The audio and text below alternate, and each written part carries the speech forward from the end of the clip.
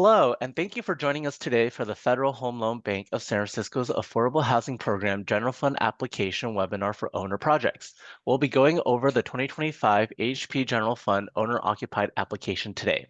My name is Brandon Chan, and I'll be one of your presenters this morning. My colleagues Brandon Walker and Samantha Stahlmeyer will also be presenting. This is our agenda for today. During this webinar, we will provide an overview of the bank and the Affordable Housing Program's general fund.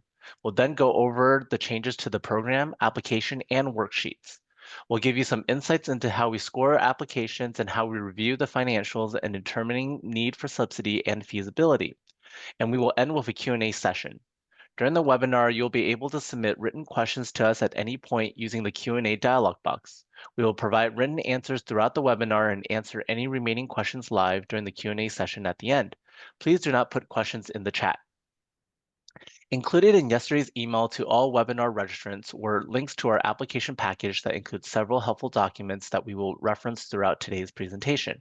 Hopefully you downloaded that and have a copy of the application, the owner workbook, and scoring results from the last competition. In the resources section of Zoom, you will also find a PDF of today's PowerPoint presentation for download. Before we begin reviewing the application, I would like to talk a little about the bank and the Affordable Housing Program, or AHP General Fund.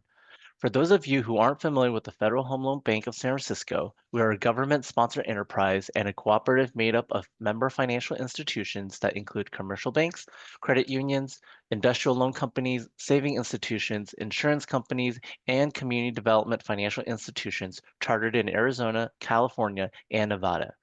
The bank's mission is to enable families and households of all income levels to obtain quality housing and home ownership. First, the bank provides low-cost funding and other services that help member financial institutions make home mortgages and provide credit to people, neighborhoods, and communities. And secondly, the bank funds community investment programs that help members create affordable housing and promote community economic development. The Affordable Housing Program is the bank's largest community investment program. Since 1990, the bank has set aside 10% of its annual net income to support the program. The bank has awarded over $1.35 billion in AHP subsidies to produce over 156,500 units of quality, affordable housing targeted to low and moderate income households. AHP grants are awarded through a competitive application process. The bank the bank's member financial institutions working in partnership with community-based housing sponsors or developers submit applications for specific projects and programs. In addition, the bank has specific down payment assistance programs as well as an economic and community development grant program. In 2023, we also added a targeted fund that's specifically for Nevada projects. That fund is very similar to the general fund, but is covered in a different webinar. If you would like to know more about the Nevada Targeted Fund, reach out to one of the contacts listed at the end. So just to let everyone know, in the 2024 General Fund competition, the bank gave away slightly more than $52 million. We received 121 applications and 50 received an award, which makes an approval rate of 41%. 8 out of the 10, 8 out of the 50 approved awards were for owner-occupied projects.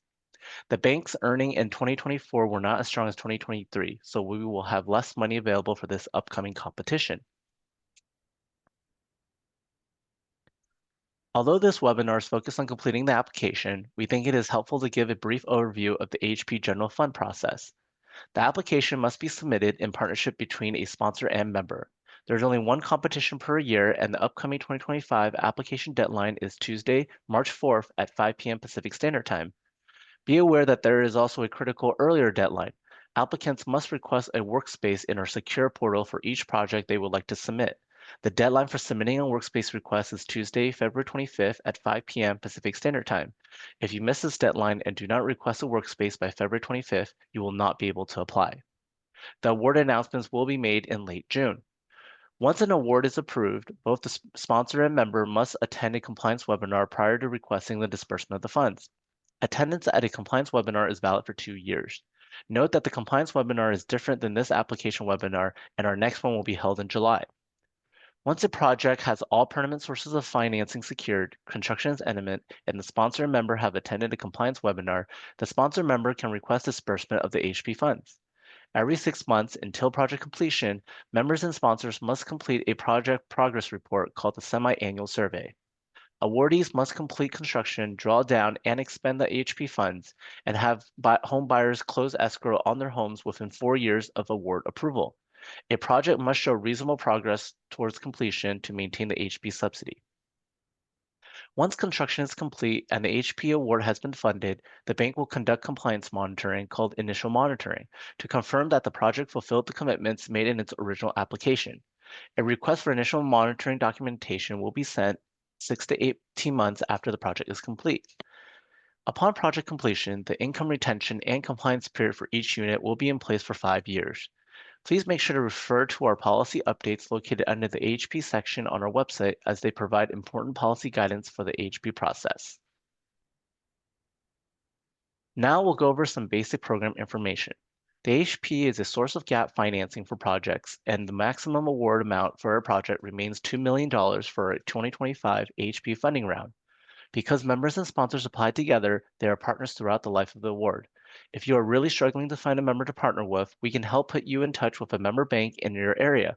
However, it is usually easiest to partner with an organization you already have a relationship with. A complete list of our members can be found on our website. If you need help finding a member bank for our project, please reach out to us offline. The HP award is a subsidy structured in the form of a forgivable loan secured by the member in the form of a promissory note and deed of trust. The AHP fund can only be used to assist those households at or below 80% AMI, and the program is structured in a way that rental and homeownership projects compete together, meaning that there's no specific set aside for either project type. The AHP can be used to cover acquisition, construction, or rehabilitation costs for rental or owner-occupied projects. AHP awarded projects are required to fulfill scoring commitments. If there are project changes after the award is made that affect scoring, a modification must be requested. A project must demonstrate a financing gap and that it will be financially feasible at all phases. If the project receives AHP funding, it must continue to demonstrate a gap at the time of disbursement and at the time of compliance monitoring. Again, a project has 4 years to utilize the AHP, complete construction, and have all home buyers close escrow. The bank will review the project status twice a year and follow up directly with projects that do not demonstrate reasonable progress or the ability to finish in 4 years. Projects awarded AHP funding must comply with fair housing and affirmative marketing requirements. Projects that are already complete, as in those with a temporary or final certificate of occupancy or notice of completion at the time of application deadline, are ineligible to apply for AHP. Projects will also be ineligible if the closing to the home buyer has already occurred. For projects that already have an existing HP award that need additional funds, you can only submit an application to request additional funding if you first cancel the original award. Previously, a member could only request up to $15 million in each general or targeted fund round. We are getting rid of this cap for the 2025 round to make it easier for sponsors to find a member after many of our largest HP members have shifted their membership to other federal home loan banks. For nonprofit sponsorship scoring, the Emerging Minority Owned Business Enterprise (MBE) and Women Owned Business Enterprise (WBE) developer subcategory has been revised to clarify which type of organizations qualify for points. We added that the sponsor organization's primary focus must be to develop, operate, and/or provide services for affordable housing, and also that the sponsor is not any kind of government agency, since those organizations are not emerging in the same way a smaller developer would be. Note that tribal agencies or housing authorities can still qualify for points here. For housing for homeless households, we have updated our guidance to clarify that households at risk of homelessness are eligible to receive points for tribal projects. We've also changed our implementation plan so that the AHP homeless definition applies regardless of the project award year. For our empowerment scoring category, we have extended the time frame for documentation to allow execution within 1 year prior to the application, replacing the previous 6-month requirement. Our community stability subcategory, revitalizing neighborhoods by optimizing project site use or preserving affordable housing, has been amended to reflect the following changes. We've updated our definition of infill to align with the California's Infill Infrastructure Grant Program, which allows previously developed infill sites to receive points, which will hopefully reduce confusion about what qualifies in this area. Documentation requirements for adaptive reuse projects have been updated to include the submission of either photos or other documentation instead of requiring both. For substantial rehabilitation points, we will now base these on a project's hard cost per unit, at least $25,000, to replacing the previous requirement for a capital needs assessment. This is in better alignment with the tax credit allocation agencies in all three of our district states.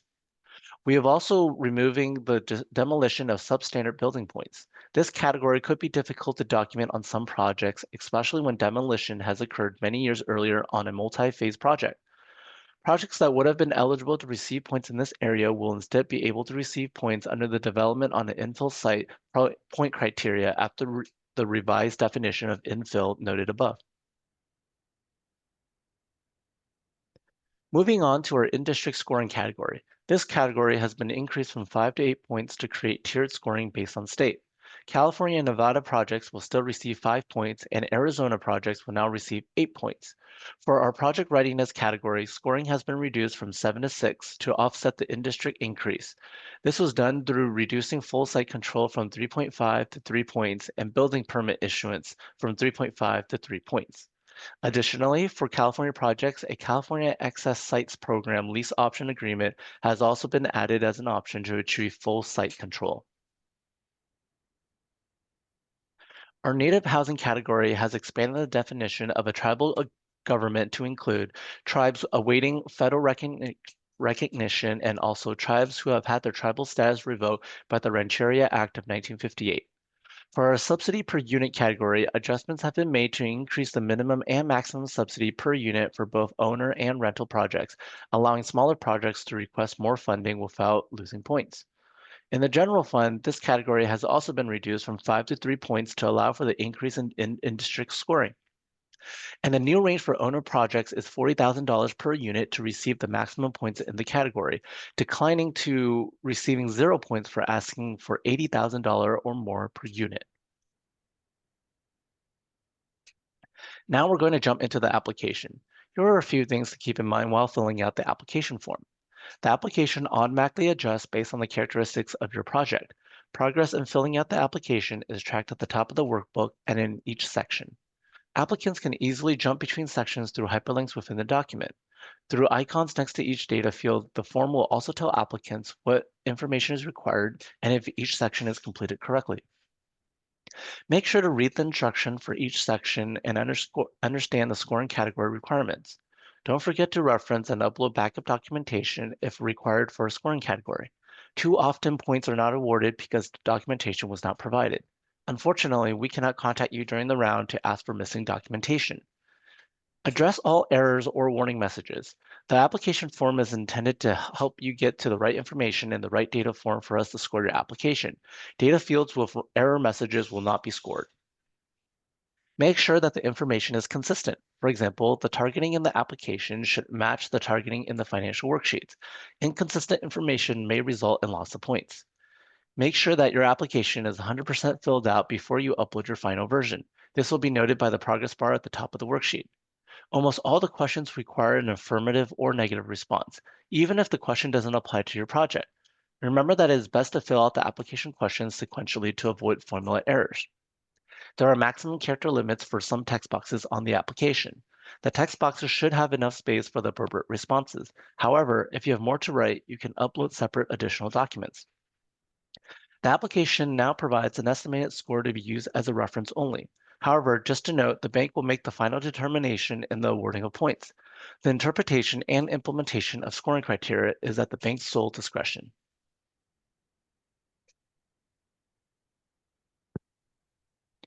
Application documents must be submitted electronically through our secure online portal. To get started, the member and sponsor must complete and submit a request for a project-specific workspace folder on the secure portal for each application by 5 p.m. Tuesday, February 25th, 2025.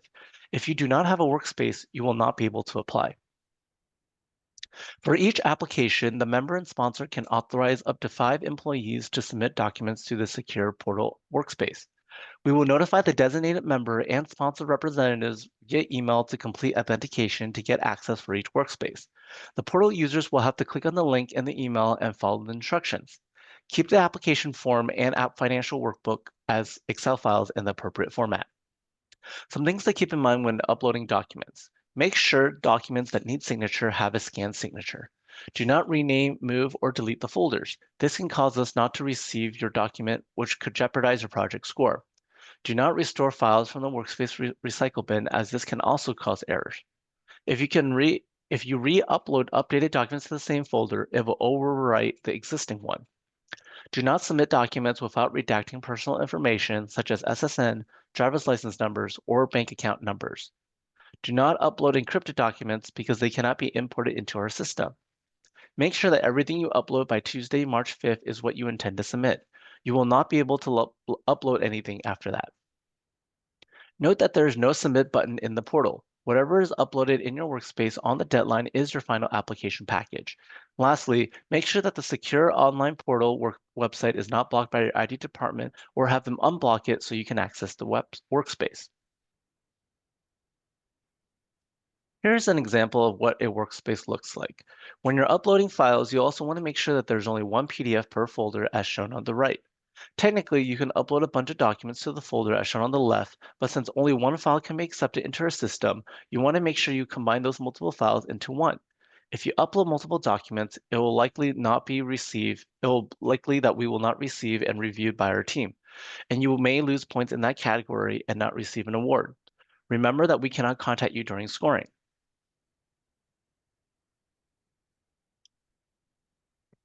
As we go through the application, this is how the total 100 points for the application are allocated. Most of the categories are straightforward. All categories are self-scorable in the application. It's actually impossible to get all 100 points since this is an open competitive application with both rental and owner-occupied projects competing side by side. Some questions are only relevant to rental projects, while others are only relevant to owner-occupied projects. This keeps the scoring balanced and levels the playing field for both types of projects. As I go through each of the categories, note that there will be categories where all applicants typically get full points or score well. And then there are other categories where not many projects will get points. It's in these categories that a project can have a scoring advantage in the application process. See 2024 scoring results in the materials we provided for the average score of last year's approved projects. Be aware that we do not have enough time to contact you during scoring, so please double check that your submitted documentation is uploaded and clearly shows that your project meets the requirement of the category. If documentation is insufficient, we will not be able to award points. So next, I'll pass it over to Brandon to go over the scoring categories. Feel free to follow along with a copy of the application open in front of you.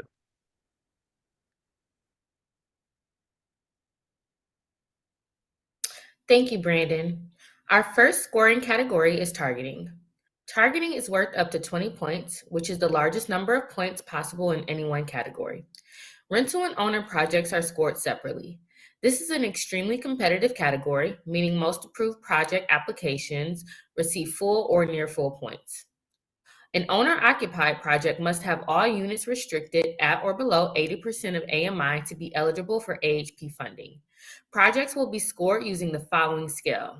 1, if 20% or more of the units are for households at or below 65% of AMI, the project scores 20 points. Or if less than 20% of the units are for households at or below 65% of AMI, the project scores 18 points. On the application, you will enter only the number of income-restricted units and their corresponding AMI levels into the yellow shaded cells in the table. The gray cells will be activated and turn yellow once the number of units are entered in the cells. Make sure to enter only whole numbers with no decimal places or you will get an error. Information in this section must be consistent with the targeting and financing sources worksheet in the workbook. In the last competition, the average score for an approved project was 19.84. Donated property is the next category. Points will not be awarded if less than 20% of the project units or land associated with the project meets the category criteria. Points can be prorated if not all units qualify. There are 3 situations that qualify for points. 1, the first is a straight donation. If the site is acquired or to be acquired from an unrelated third party for $1,000 or less, or a long-term land lease is executed for $1,000 or less, and the total rent payments over the 5 years, then the application is eligible for up to 5 points. If this scenario is relevant to your project, complete the first section titled Donation of Property. Next is acquisition of property from a federal agency. If land is conveyed from a federal agency at a price greater than $1,000, then 1 point will be awarded. If this is the case for your project, complete the middle section. The third way to get points is if land was acquired from an unrelated third party at a significant discount to fair market value. So, for example, if you have a property with a fair market value of $1 million and one, your purchase price is $200,000 or 20% of the fair market value, you receive 1 point. If the purchase price is $150,000 or 15% of the fair market value, you receive 2 points. If the purchase price is $100,000 or 10% of the fair market value, you receive 3 points. If the purchase price is $50,000 or less, or 5% of the less of the fair market value, you receive 4 points. If this scenario fits your project, fill out the third section under donated property called acquisition of property below fair market value.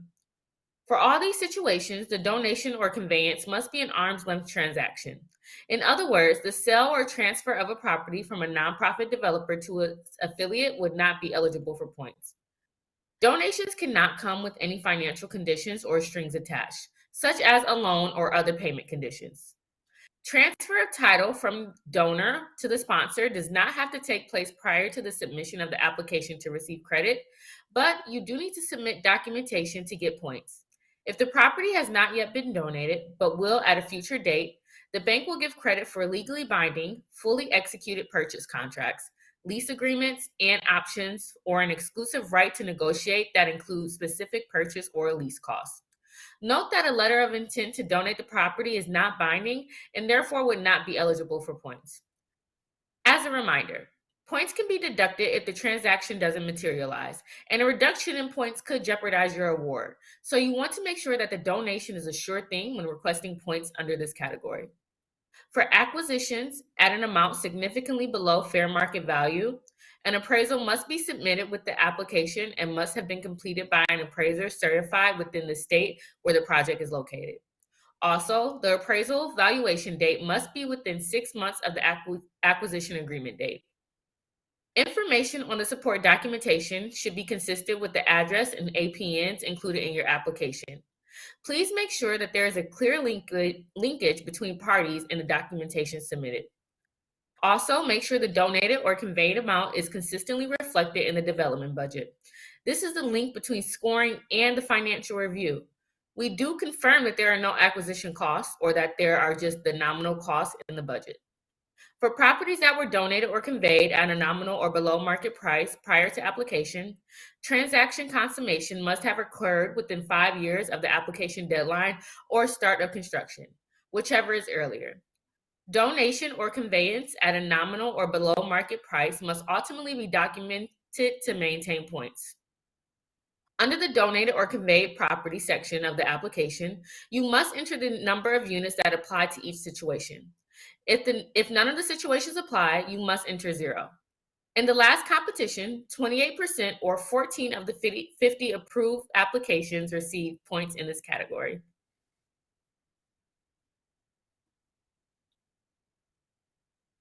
The next category is nonprofit sponsorship, which is worth 9 points. This is an overview of how 9 points are allocated in this category.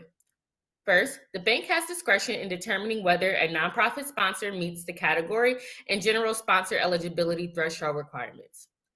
The nonprofit status of an organization is a threshold criterion, and you would be eligible for the remaining points if the two statements under sponsor classification section are true, and you are a qualifying organization.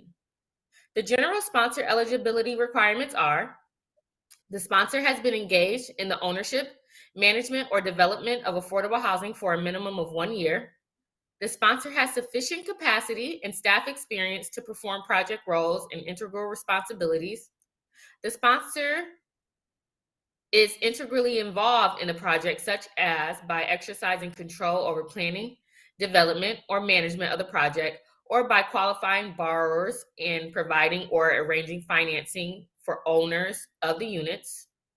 For not-for-profit organizations, or government entities, the project sponsor must be the parent organization and not an affiliate organization. Please note the entities that qualify for points are nonprofit organization, Native American tribe, an Alaskan Native village, or the government entity for Native Hawaiian homelands, a state agency, local housing authority, and a state or political subdivision of a state. For owner-occupied projects, there is a regulatory requirement that the project sponsor must be integrally involved in the project. The first 4 points are based on the nonprofit sponsor's material involvement in the project. See the provided list of integral responsibilities in our implementation plan. Obtaining the full 4 points is accomplished by fulfilling 4 of the 8 listed responsibilities.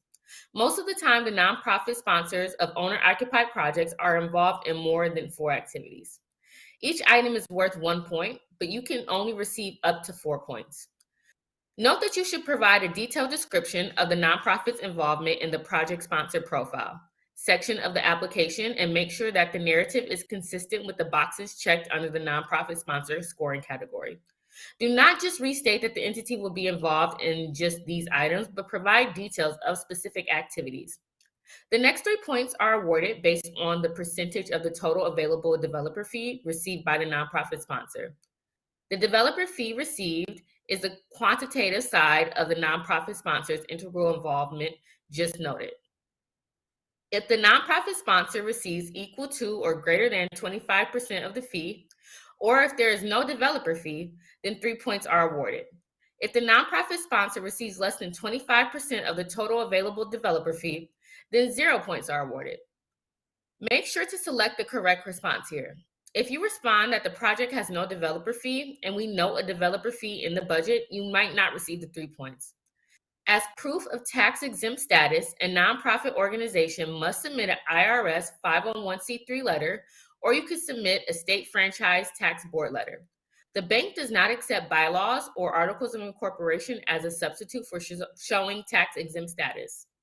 If there is an entity name change, please submit the updated IRS documentation. If the sponsor is a government or tribal entity, then no documents are required. The last nonprofit subcategory is one that awards 2 points to emerging minority and women-owned developers.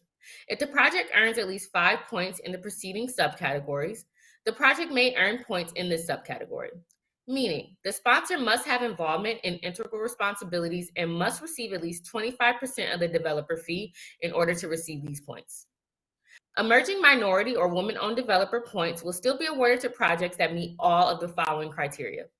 1, similar to last year, the project sponsor must be a minority and or a woman-owned developer defined as meeting at least 2 of the 3 following criteria. The sponsor's CEO or executive director is a minority or a woman. The sponsor's board of directors is greater than 50% composed of minorities or women, or the sponsor's senior management as defined by the organization is greater than 50% composed of minorities or women. 2, the project sponsor organization must have fewer than 5 years of development experience or has developed fewer than 5 projects in the last 10 years. For this year, we have also added 2 additional criteria to receive points. The sponsor organization's primary focus must be to develop, operate, and or provide services for affordable housing. And the sponsor cannot be a state or political subdivision of a state housing agency, or a local housing authority, except for tribally designated entities. The sponsor must certify that they meet all criteria using the AHP Emerging Minority or Women-Owned Developer Form, which is a new attachment for this year that you will see when you download the application package. As noted, this is a new subcategory. We surveyed other emerging developer programs, and while we believe our requirements are aligned with other programs, please let us know if you discover a conflict between this new subcategory and another emerging developer program. In 2024, the average score in nonprofit sponsorship was 7.36 points. I'll turn it over to Samantha now to continue going through our general fund scoring categories. Thank you, Brandon. If at least 20% of units are reserved for first-time homebuyers, then you can get up to 6 points. All points will be prorated based on the percent of units set aside for first-time homebuyers. Our definition of a first-time homebuyer is listed here, and qualified homebuyers must meet one of these criteria. In the last competition, all 8 owner-occupied projects received points in this category. The next category is homeless housing and has a maximum of 6 points. Although rare for owner-occupied housing, points are awarded to projects that create home ownership opportunities for homeless individuals or households. For all the details, including documentation required at initial monitoring, please review this scoring category in the implementation plan. Scoring in this category is slightly different from other unit-based categories, where points are simply prorated based on the number of units reserved. For this category, you get an automatic 3 points if a minimum of 20% of units are reserved for homeless households. The remaining 3 points are prorated based on a ratio of the remaining units that are reserved for homeless households. In the application, you must describe the homeless program in the text box provided, including a description of outreach activities and referral agencies used. Since it's extremely rare for owner-occupied projects to target homeless households, we will review this section carefully if you request points under this category. Also, please note that the units set aside must also be indicated on the targeting and financing worksheet. To get points, they must match what is indicated on the application. In the 2024 competition, 24 of 50 approved projects received some number of points here.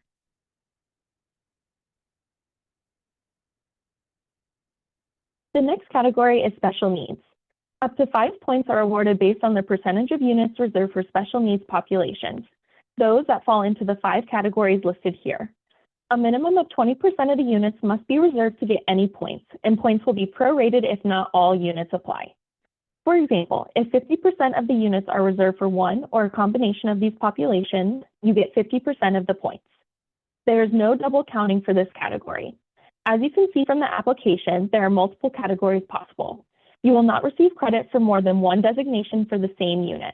More than one of these designations can apply to the same unit, but you will get an error message if the number of units input into the application exceeds the total number of units in the project. Also, please note that in the financial workbook, the units set aside for special needs households must be indicated on the targeting and financing sources worksheet.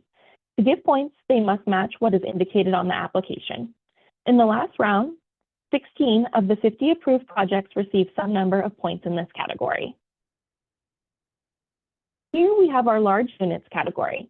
Similar to homeless and special needs, at least 20% of total units must have 3 or more bedrooms to qualify for points in this category. For example, if 12 of 45 total project units have 3 or more bedrooms, the calculation would be 12 3 or more bedroom units divided by 45 total project restricted and non-restricted units equals 27%, or 3 points. Units must be consistent on both the application and targeting worksheet in the financial workbook. Last year, 50%, or 25 out of 50 projects, received points in this category. Rural housing is a pretty straightforward category. If at least 20% of the units are in a rural area as deemed by a government agency, then you can receive up to 5 points. Points are prorated in this category. In the application, list or describe the agency designating the area as rural after the number of units are typed in. Rural status can be designated by a state or federal government agency such as the USDA.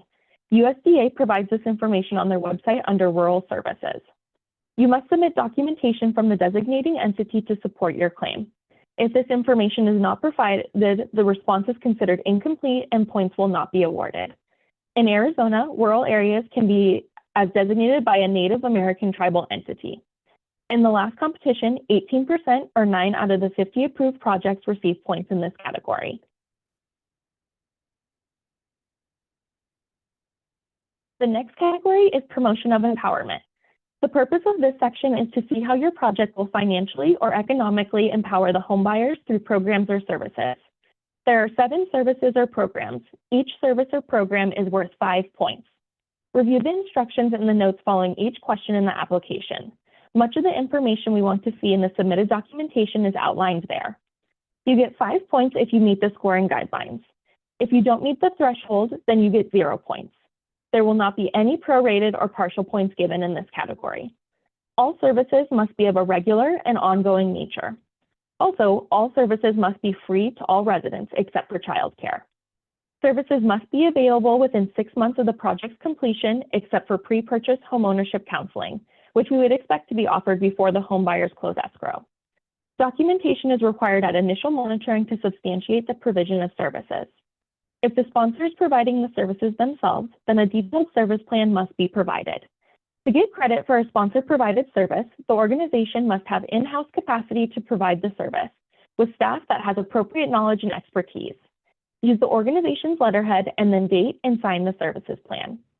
If the project sponsor hires or contracts with a third-party service provider, then the documentation must include one of the following documents: a memorandum of understanding, or MOU, between the sponsor and the third-party organization, an executed service contract, or a letter of commitment.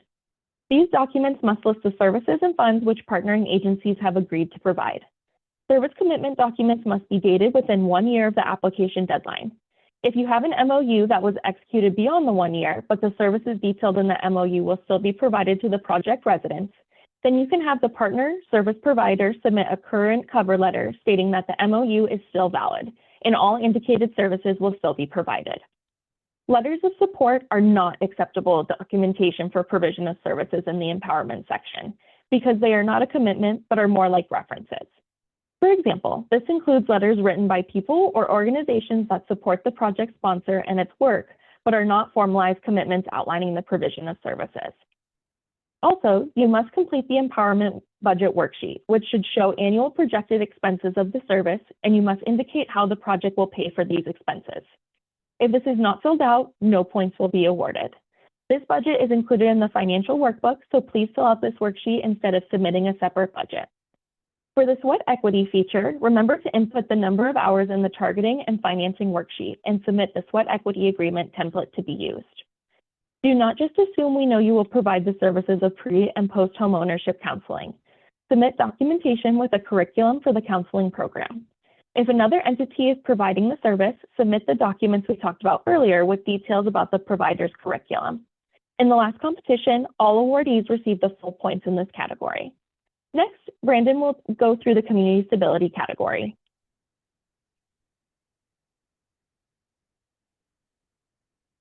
Thank you, Samantha. The community stability category is about determining how your project benefits the community at large and contributes to stabilizing the neighborhood. The category is worth up to 14 points. There are 6 main community stability features with specific elements under each feature that you can select. The specific point allocation for each feature can be found in the scoring guidelines in Attachment B of the bank's implementation plan. No partial points will be given, and you must submit required support documentation for each selected element to receive points. Like the rest of the application, even if some of the questions do not apply to the project, you will have to confirm that the question does not apply to the project. In 2024, the average score for the top 20 approved projects was 10.9. So now let's look at the feature a little more closely and we'll go over how the points are allocated.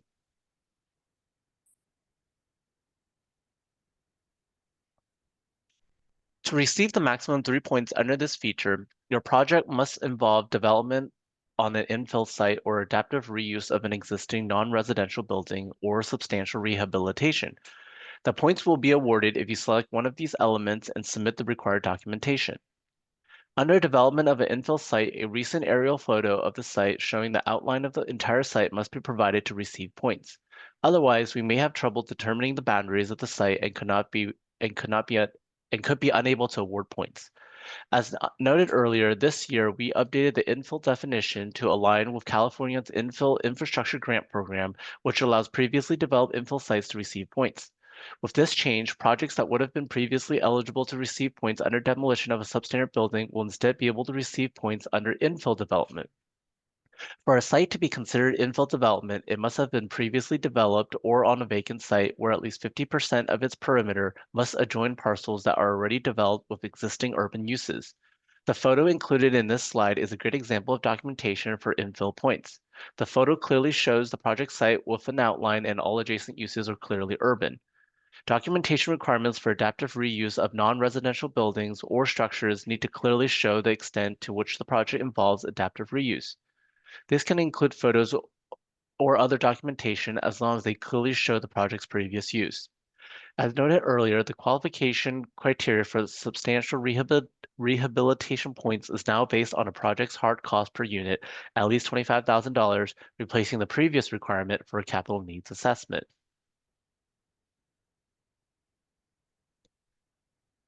This feature is worth 2 points. To qualify, the bank's community revitalization or economic development plan area form must be signed by an appropriate planning official and confirm that the plan meets the required criteria. You must meet the following. As of the application deadline, a government entity has formally adopted a plan to revitalize a defined geographic area containing the approved site. A standard housing element or general plan is ineligible unless it contains a specific revitalization area where the site will be located. The project proposed in the application would contribute to one or more of the plan's stated goals.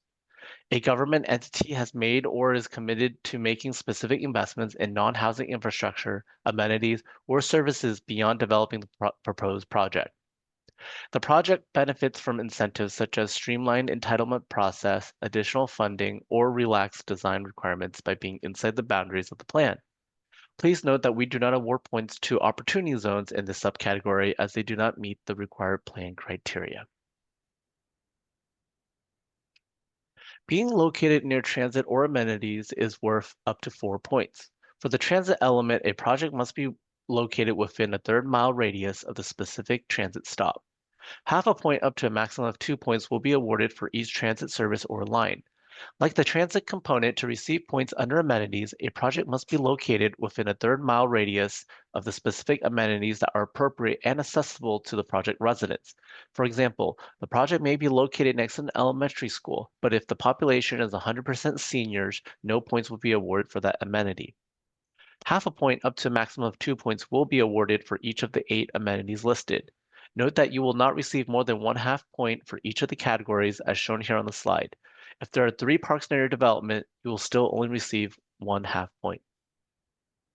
Some important things to keep in mind. To receive points under this feature, the transit service or amenity must be in place at the time of application. You will need to provide a screenshot from Google or Walk Score clearly showing the number of transit lines and the project's distance relative to those transit lines. The map must be legible and have a clear scale and legend. Route maps from the transit agency showing the destination of transit lines are also required, though we do not require timetables. Applications with non-contiguous scattered site addresses will need to include multiple maps showing the distance from each property address to each relevant transit line and amenity. Again, the application outlines how the distances to transit and amenities should be measured and the required documentation. No points will be awarded without documentation or if your documentation is missing information needed to determine distance or destination. The application outlines how the distances to transit and amenities should be measured and the required documentation. No points will be awarded without documentation or if your documentation is missing information needed to determine distance or destination. Here is a good example of documentation for a number of transit lines near the project. This example clearly shows where the project site is, the distance radius surrounding the project, 1/3 of a mile, and the distinct transit lines that are within the area. It also shows a clear scale and legend from a third party. It is very important for both transit and amenity documentation that the third party scale and legend is included as we often see projects lose point in this area because the third party scale was missing. This gives us certainty that the information provided is accurate, otherwise we can't tell if it was just created by the applicant. Sustainable developments are worth a maximum of 4 points. Points will be awarded for obtaining one of the indicated certification levels. The first level is worth 1 point, the second level is worth 2 points, and the third level is worth 3 points. The fourth level is worth 4 points for LEED or Enterprise Certified projects with net zero certification. The Nevada Housing Division's Silver State Sustainable Home Certification is also included as an accepted certification and will be awarded 1, 2, or 3 points depending on the level of certification. One important point I would like to emphasize is that you should not overcommit here. If the commitment is not met, this would lead to a future project modification involving a loss of points, which could jeopardize the project's award. Also, be aware that the new construction projects are not eligible for points related to improvement over an existing HERS rating. Scoring credit for this type of certification is limited to renovations. This feature is worth up to 2 points. 1 point will be given for the creation of home ownership opportunities. 1 point will also be given for a project being located in a high resource area. The location of a project needs to be in a high or highest resource area where this designation exists.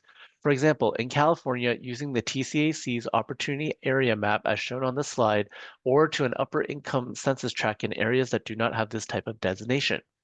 California projects must provide a printout of the state's Opportunity Map. Non-California projects must provide a printout of the project census tract from the website of the Federal Financial Institution Examination Council showing the project's location in an upper income census tract. Do not miss out on points for location in the indicated areas. If you are sure your project is in a low income census tract, go to the FFIEC or California's Tax Credit Agency's Opportunity Map website and enter the project address to confirm. All project units, including scatter site projects, must be in a high or highest resource area or upper income census tract to qualify for points. Note that you may choose to utilize the census tract income designation or resource designation from the high or highest resource maps in effect when the initial site control was obtained up to 7 calendar years prior to the application. If you go to this route, make sure to make this intent clear in your Evidence of Community Stability PDF and also include site control documentation along with the older maps.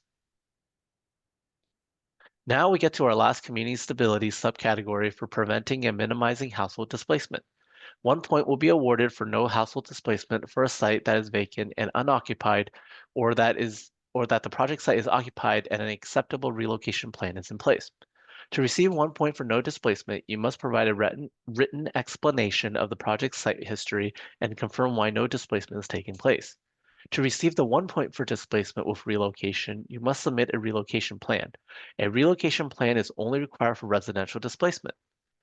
If a project involves relocation, then we expect to see the relocation expenses in the budget and an acceptable relocation plan, which we will go into detail about it in the next slide.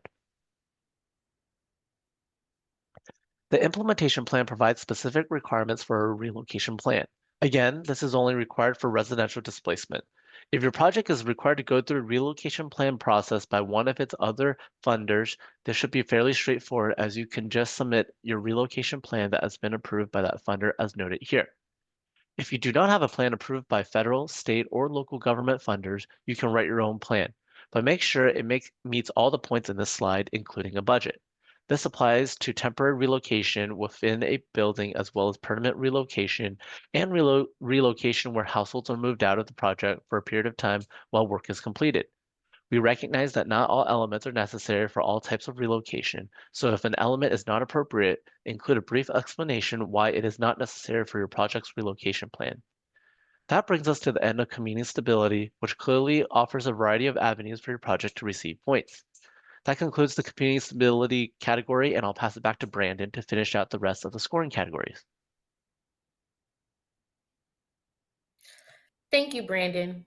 Next, we have the project readiness category, where points are awarded to projects that have demonstrated viability by meeting certain development milestones, obtaining site control, and being permit ready or having building permits. If you have a scattered site down payment assistance program with no construction or rehab, you automatically receive 3 points in lieu of site control and building permit issuance.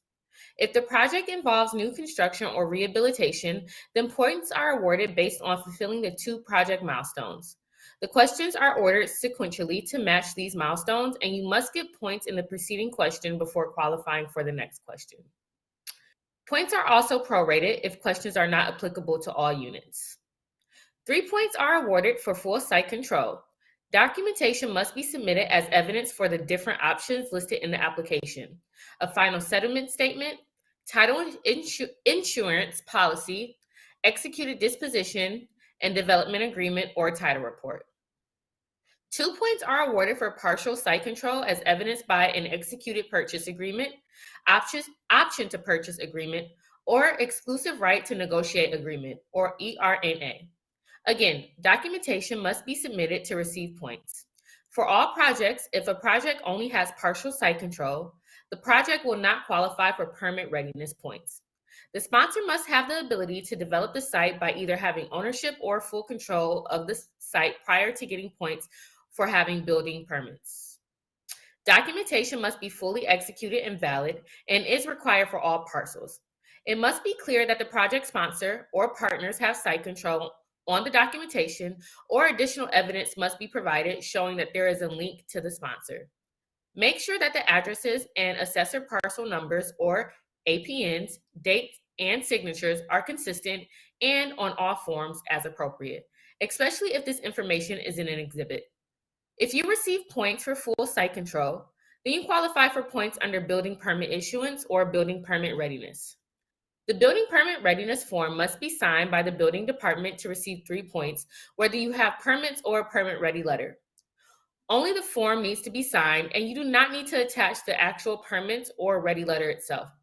For projects on Native American tribal lands, a proxy letter from the tribal council or entity is acceptable in lieu of the building permit readiness form. Just a note here, a new form must be submitted every time the application is submitted. Also, if you only have partial site control, you will not qualify for points for having a building permit readiness letter. On the application, even if some of the questions do not apply to the project, you have to indicate that 0 number of units apply under this question. For all types of owner-occupied projects, you can get 3 points for providing a list of identified homebuyers that are income qualified. The list of eligible homebuyers should include names, family sizes, addresses, AMI information, and household income, which must correspond to the information in the targeting and financing worksheet.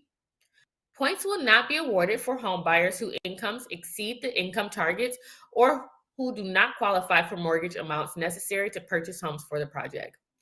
Points are capped at 7 in this category, even though you could conceivably be eligible for more. In 2024, the average score for approved owner projects in this category was 6.01.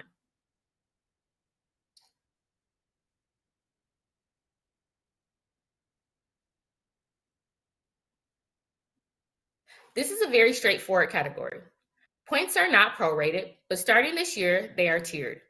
Basically, if your project is in California or Nevada, you will receive 5 points. If your project is in Arizona, you will receive 8 points. If the project is located anywhere else, you will receive 0 points. On the application form, the question is automatically answered based on the project address provided. Last year, all 50 projects awarded were in district.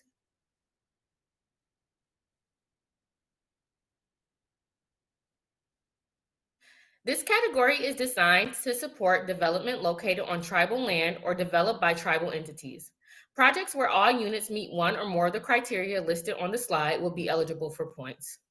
The project owner can be a tribal government, an agency of a tribal government, a tribally designated housing entity for the purposes of Native American Housing Assistance and Self-Determination Act, or an entity incorporated created in accordance with tribal law. This is a very easy way to get points in this category. This year, we also expanded who can qualify as a tribal government to include tribes awaiting federal recognition and California tribes who have lost their tribal status revoked by the Ranchera Act of 1958. Alternatively, you can get points if tribal funding is included as a source of funding for the proposed project, such as Indian CDBG, Indian CSBG, Indian Health Service Funds, or NAH ASDA funding. The amount of tribal funding included in the sources of funds must be an amount equal to or greater than the lesser of 5% of the project's total development costs, or $100,000. While we haven't gotten a project submitted from Hawaii in a while, you can also receive points if the project is in a Hawaiian homelands housing area. Last year, none of the owner-occupied projects scored in this category.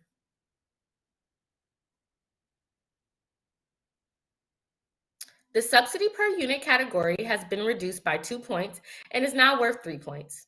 In the AHP, there isn't a maximum subsidy per unit, but keep in mind that each project may request up to a maximum of $2 million. However, since this is a competition, you get more points the less subsidy per unit you request. Basically, the score is calculated by taking the amount of subsidy requested divided by the number of income restricted units, those that are restricted to household earnings at or below 80% of AMI. The scoring for rental and owner projects is different. For owner-occupied projects, to get points, the range is between $40,000 and $80,000 per unit, with the full 3 points for $40,000 per unit and 0 points for $80,000 per unit. We often get the question, how much should I request? And we encourage applicants to request what the project truly needs to fill the gap.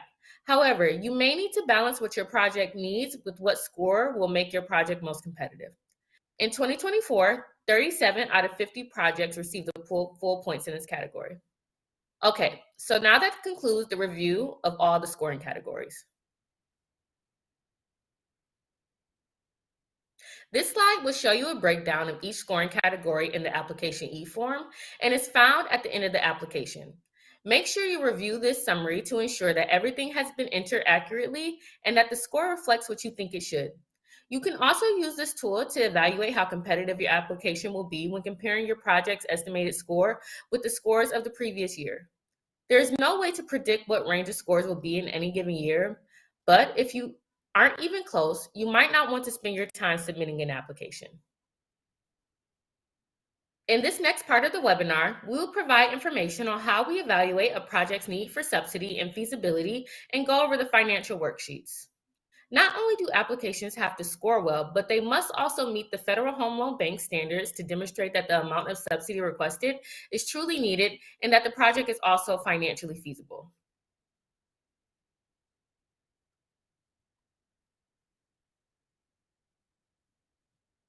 In determining need for subsidy, 1, we look at the financials to make sure that the project demonstrates a financing gap. 2, we look at the project's financing structure and development costs to see that AHP is filling a project's financing needs that's not covered by other funding sources, and that the project is only asking for enough AHP to truly fill the gap. And we also look to see that the project's sources of funding, including the AHP, to their projected development cost. We make sure that there are no remaining finances gaps after the AHP is factored in. We also review expected home buyer monthly housing payments and home sale prices to make sure those home buyers can afford the units and that the projected home prices are reasonable. For financial benchmarks to help us evaluate need for subsidy and feasibility, we use a set of financial benchmarks that the project must meet.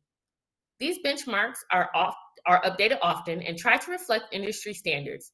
If your project deviates from a benchmark, an explanation must be provided. Also, please be aware of the note at the bottom of the slide. A project must demonstrate need for subsidy and financial feasibility at application, disbursement, and compliance monitoring. In evaluating need for subsidy and financial feasibility for owner-occupied projects, some of the main items we look at are whether or not sources of funds for development equal the cost to build the home. If not, why is there a discrepancy? A difference can be a cause for ineligibility because having too many sources means that the project doesn't demonstrate a need for some or all of the AHP. And on the other hand, not having enough sources mean the project still has financing gaps that aren't being filled and the project isn't feasible. Are the development costs reasonably and customary? If a line item seems excessive or atypical, we would expect an explanation. For instance, there might be an extraordinarily high local impact fee from the city that we've never encountered. Since no one project is exactly alike, we try to understand that all the different set of circumstances surrounding each one. We also verify whether benchmark deviations are explained. For example, potential home buyers shouldn't pay more than 35% of their income towards their monthly mortgage payments. If exceeded, we will need a good explanation from the applicant. And for construction of new units that do not involve self-help or sweat equity, as mentioned earlier, we require a market study to demonstrate the marketability of the units and that the projected sale prices are reasonable. If sale proceeds from market rate homes in the development are expected to provide a source of fund for the affordable units, we also want to see that these units are feasible and the projected sales prices are in line with the local market. A couple of things to mention on the financial workbook. Please use the version that comes with the application package you download. You should see version 5.5 in the top right corner of each worksheet. Instructions and notes on completing the financials are included in the workbook on the first tab. We strongly recommend that you read this prior to completing the workbook. Worksheets should be filled out sequentially, starting on the second tab of the workbook with the Targeting and Financing Sources worksheet. The worksheets are all connected. and figures and amounts are automatically pulled into other sections of the workbook. You can only enter data into unshaded cells. The shaded cells are locked and cannot be altered. Again, please review the worksheets so that they are accurate and consistent before submitting them. Please make sure that the sources in the workbook match the source documentation provided. Note that we rarely allow changes to the workbook after it has been submitted. Okay, now Samantha will review the actual owner worksheets for you.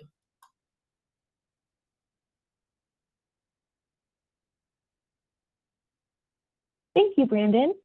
We will start on the instructions and notes worksheet. We highly recommend that you review this worksheet while you complete your workbook. It contains a lot of helpful instructions and policy guidelines. Next, we'll look at the targeting and financing sources worksheet. Enter the current 50% or very low AMI levels adjusted for family size based on the 2025 HUD income limit guidelines if available. If HUD doesn't release the 2025 income limits by the deadline, please use the 2024 limits. Enter the number of proposed units for each AMI target level and configuration. The AMI data on each unit is linked to the targeting self-score worksheet we provide in this financial workbook. If you already have identified homebuyers and know their family income, still only input the percent of AMI. The worksheet automatically calculates the family income, and it is okay if it is not exact. Enter number of bedrooms and assumed family size and financing sources such as the amount of AHP per family, any buyer down payments, and first mortgages. If applicable, indicate which units are reserved for homeless or special needs. The number of units reserved must be consistent with the homeless or special needs application scoring categories to receive scoring credit. Select the units for whichever category the project is seeking points under, either homeless or special needs, not both, per the scoring guidelines that prevent double dipping in these categories. Indicate the terms, rates, payment terms, and status of funding commitments for each funding source for homebuyer purchases. Documentation of approved sources of financing must be provided. Enter sweat equity hours if applicable. This would be mostly for Habitat or USDA self-help projects. If the sponsor is providing discounted financing, for example, 0% mortgages, indicate yes in the box and complete the discounted financing calculation worksheet. If the project is a self-help project financed by the USDA RD 502 program, indicate yes in the box. Any additional payments for second or third mortgages must be calculated and entered manually under other payments. Enter other applicable items such as taxes and insurance, homeowner dues, etc. Other items to note. To ensure consistent and reasonable rate assumptions, interest rates and spreads should be set in accordance with the interest rate assumptions guidelines, which can be found in the reference manual. Total purchase price figure auto-populates in the development budget to compare with the total development costs. We are looking at what the applicants are selling the homes for and seeing if the housing expenses are reasonable. If there are too many sources, there may not be a need for the AHP. And if there are too few sources, the project may not be feasible. Next, we'll look at the sources of funds summary worksheet. This worksheet collects data required by the Federal Housing Finance Agency. Please indicate which sources are applicable to the project. This is only relevant to permanent financing. Please exclude construction and bridge financing. Include HUD, USDA, and VA financing under other federal housing programs. If a source does not fall clearly within the listed categories, please select Other. Now we'll look at the development budget worksheet. Select the building type, condos, single-family homes, or townhomes. Enter the average square footage per home. Enter the acquisition costs and development costs by line item. Explain any discrepancies or differences between sources and uses of funds in the space at the bottom of the worksheet. There are situations when financing sources are not required to be secured against the property and will not be reflected down the road in the HUD-1 settlement statement. If you have a situation like this, include the non-mortgage financing sources in the line items provided so that the sources and uses at the bottom of the worksheet equal 0. If AHP funds will be used as down payment assistance for the purchase of existing homes with no rehabilitation, enter the acquisition prices in the development budget under purchase of existing homes. The targeting worksheet must reflect a reasonable estimate of the sales prices of the homes to be purchased by eligible home buyers. Ensure acquisition cost is consistent with readiness and donation sections of the application, and that documentation is provided. List cash items only. Do not include non-cash costs, which are in the budget as both a source and a use, such as volunteer labor, pro bono services, or expenses to be reimbursed. Include site improvements under the on-site and off-site improvement line items and not under land costs. The construction management, sponsor managed and project-specific line item should not include other overhead costs, those that are unrelated to construction. Include other overhead costs in the developer fee line item. Documentation for construction management costs will be required at initial monitoring if the project is approved for an award. Closing costs are those to be paid by the developer, not the home buyer. For self-help projects, if a lot is sold by the sponsor to the home buyer for a sales price that exceeds the cash cost to purchase and develop the lot, the difference between the sales price and the cash cost isn't considered developer fee. Feel free to add any comments on any item in the workbook in the comment box at the bottom of this worksheet. Next, we'll look at the discounted financing worksheet. If the sponsor is providing discounted financing for home buyers, then you will need to complete the discounted financing worksheet. For example, Habitat for Humanity sponsored projects that provide 0% mortgages directly to homebuyers would need to fill out this worksheet. Total adjusted sources of financing must equal total uses. Next, we'll look at the promotion of empowerment budget. This worksheet ties to the scoring of promotion of empowerment. No empowerment points will be awarded if this worksheet is not completed. Include sources of revenue that will be used to pay for homebuyer programs or services, and include all expenses related to those services. Total revenue minus total expenses should equal 0. Now we'll look at the benchmarks worksheet. If there are benchmark deviations, we need a detailed explanation for why the project's costs are outside what we normally see.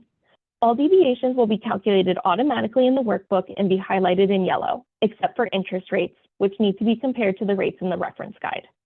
Benchmark deviation explanations are no longer required to be quantifiable and can come from the project sponsor for most benchmarks, but we still do need enough detail in the explanation to really understand what is going on and be able to explain to our regulator how we got comfortable with it. For the construction cost per square foot benchmark, on-site improvements can be used as part of your benchmark deviation explanation.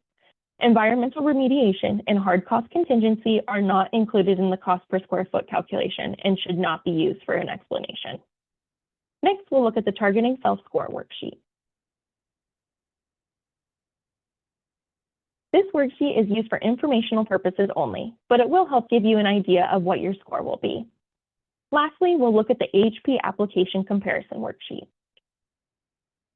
This worksheet is intended to help you maintain consistency between the data in the application and data in the financial workbook. When you have finished filling out both documents, click the Run Comparison Now button to identify any inconsistencies. If any errors are noted, please fix them and run the comparison again to make sure the issue is resolved. That concludes the need for subfee and project feasibility review segment of the presentation.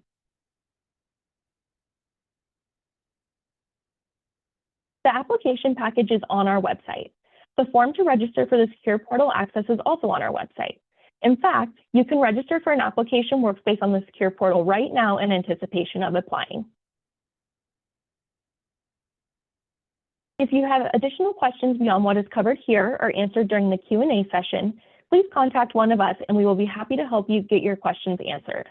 Note that there are 2 sets of contacts, one for setting up your Secure Portal workspace and 3 contacts for questions about the AHP application scoring and feasibility. Now we will go to the Q&A session.